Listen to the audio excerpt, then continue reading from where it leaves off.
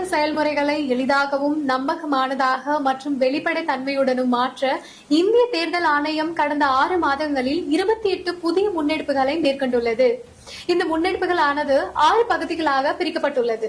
அரசியல் கட்சிகளுடனான இணைந்த செயல்பாடுகள், தேர்தல் முறைகளுக்கான தூய்மைப்படுத்துதல், தொழில்நுட்பத்தின் பயன்பாடு, வாக்காளர் பட்டியலின் துல்லியம், வாக்களிப்பதை எளிதாக்குதல் மற்றும் திறன் மேம்பாடு ஆகியனவாகும். இந்த காணொலியில் இன்று வாக்குச்சாவடியில் இருந்து 100 மீட்டர் தொலைவிற்கு அப்பால் வேட்பாளர்கள் தங்களது பூத்துகள் அமைப்பது பற்றி பேசலாம்.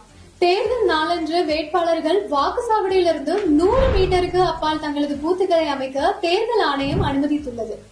இந்த வேட்பாளர்கள் பூத்துகள் மூலம் ஆணையத்தால் வழங்கப்பட்ட அதிகாரப்பூர்வ வாக்காளர் தகவல் சீட்டுகளை எடுத்து செல்லாத வாக்காளர்களுக்கு அதிகாரப்பூர்வமற்ற அடையாள சீட்டுகளை வழங்க உதவ முடியும்.